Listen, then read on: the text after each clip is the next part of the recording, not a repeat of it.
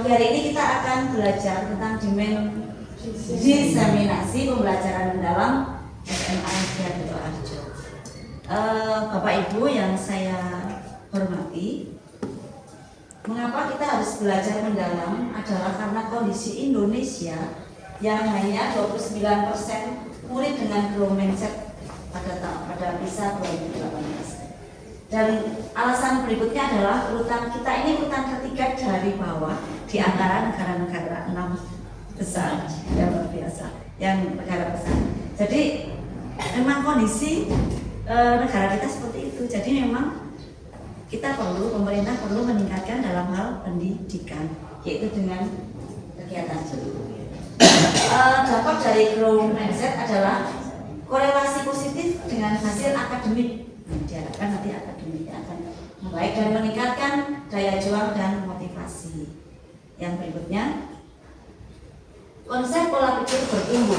Definisinya adalah mindset itu sebagai fondasi, skill set dan tool set, dan cara melihat dan berpikir terhadap masalah. Jadi dan kemudian yang jenisnya adalah ada pola pikir tetap dan ada pola pikir bertumbuh. Pola pikir tetap itu adalah orang-orang yang biasanya itu orang yang sudah usia lanjut, malas untuk belajar IT, malas untuk belajar lebih lanjut, malas untuk, nah ini ada yang ngaceng ini ngaku ya. Ini PPT ya, pola pikir tetap. Jadi misalnya ada masalah-masalah, ada cara belajar baru, lah wes kalau sing nom wae sing sinau. Biasanya seperti itu ya Ibu guru. Wes kalau sing nom wae, aku tak wis opanane koyo mbiyen wae. Nah, itu berarti pola pikir yang tetap. Tetapi diharapkan Menteri Pendidikan yang baru ini setiap warga Indonesia mempunyai pola pikir yang bertumbuh, yaitu ketika ada tantangan, carane ngunggah Google gitu, carane ngunggah materi mengajar bagaimana. Wes Mbak Rini wayanya sing upload ke. Nah, itu yang PPT kali Pak PPB. Ini Mbak aku juara Mbak, caranya piye? Oh, begini toh caranya ngunggah video. Oh, begini toh caranya syuting. Oh, begini. Jadi kita mempunyai pola pikir yang bertumbuh. Kira-kira siap nggak Bapak Ibu semuanya punya pola pikir yang bertumbuh? Siap. Kalau siap, mari kita mulai dari sekarang. Kita nanti akan belajar bersama-sama bagaimana mengajar dengan proses mendalam, bagaimana membuat anak-anak gembira di dalam kelas. Selama ini mungkin cara belajarnya biasa-biasa saja. Biar anak-anak itu gembira sehingga bisa mempunyai pemikiran-pemikiran yang bertumbuh. Selanjutnya, nah, perbedaan pola pikir. Pola pikir yang tetap itu tadi yang menghindari tantangan, takut gagal, takut salah, takut diunek-unek, takut dibodoh-bodohke.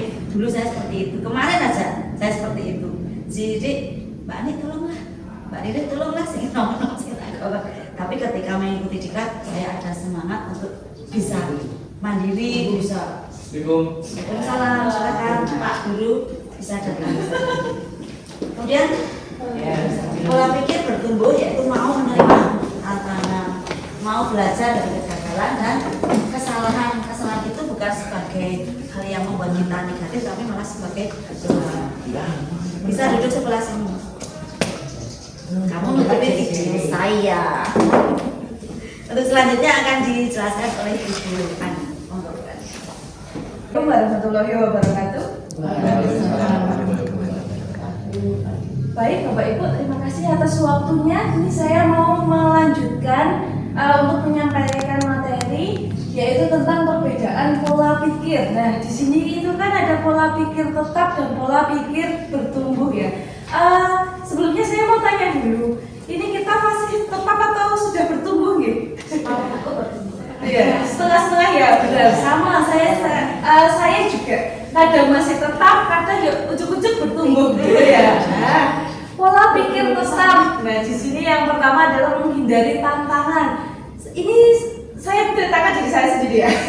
Kadang misalkan kayak gini nih, kalau mau diklat misalkan, nanti saya nanti nggak bisa, gimana ya, gini. Mbok aku lah gitu ya. Mbok aku lah. Itu menghindari tantangan ya. Tapi kalau saya terkadang juga pola pikir bertumbuh berarti, oh saya harus siap diklat teman-teman. Saya harus belajar kayak gitu. Nah, Kemudian pola pikir tetap yang kedua ini takut gagal. Nah ini saya juga ini.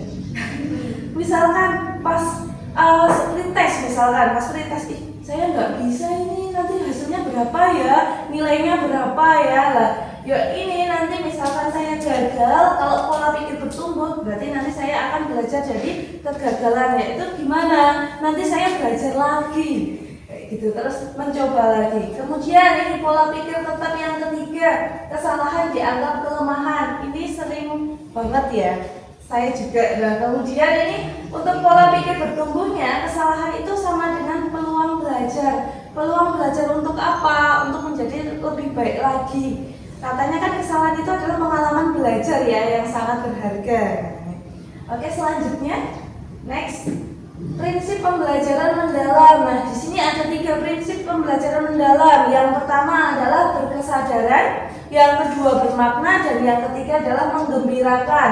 Nah kita sebagai guru itu kalau bisa gitu tiga-tiganya ya, tapi terkadang kita juga tidak bisa tiga-tiganya gitu ya, karena teori dan prakteknya itu sangat berbeda ya.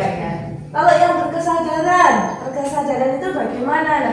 Nah, untuk berkesadaran itu belajar itu adalah proses, kemudian nanti kesalahan itu adalah bagian dari belajar. Kemudian yang bermakna itu meliputi misalkan ada tantangan. Nah, tantangan itu nanti dijadikan sebagai peluang. Kemudian belajar sepanjang hayat. Nah, di sini yang ketiga, menggembirakan. Nah, menggembirakan di sini adalah suasana positif dan menantang, kemudian meningkatkan motivasi. Jadi menggembirakan itu tidak hanya kita ketawa ketiwi, senyum-senyum, tapi harus juga menciptakan suasana yang positif dan menantang serta meningkatkan motivasi bagi siswa-siswa kita. Selanjutnya ini akan disampaikan oleh Bu Sari ya. Assalamualaikum warahmatullahi wabarakatuh. Ya, di sini saya akan melanjutkan materi dari Bu Ani ya. Peran PPB dalam pembelajaran, pola pikir bertumbuh dalam pembelajaran. Di sini peran PPB dalam pembelajaran ini ada yang pertama keterampilan abad 21. Kita sudah abad 21 ya? Iya. Nah, di sini keterampilan abad 21 kita yang pertama kreativitas. Kreativitas kita harus berkreatif dalam menyambut abad 21 ini. Di abad 21 ini kita harus kreatif. Kita harus mempunyai kreatif supaya tidak ketinggalan ya. Terus yang kedua, penalaran kritis. Penalaran kritis menyikapinya secara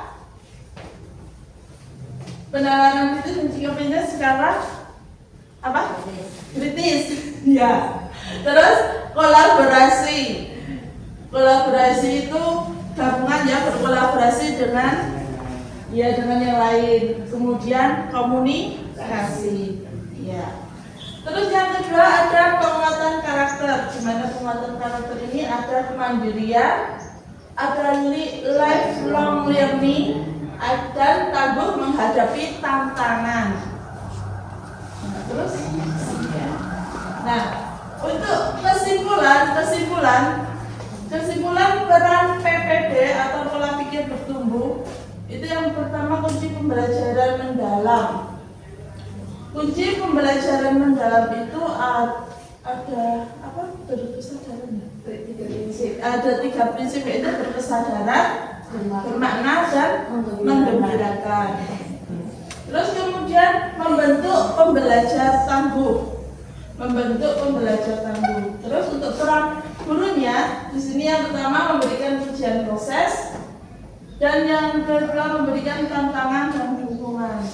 Memberikan pujian proses ini proses belajar anak, kita memberi pujian atas prestasi mereka, atas kerja keras mereka. Ya, terus untuk memberikan tantangan dan dukungan, jangan membuat anak itu down. Ya, nggak semangat gitu. Nah, itu kesimpulan dari materi ini udah cukup. Assalamualaikum warahmatullahi wabarakatuh.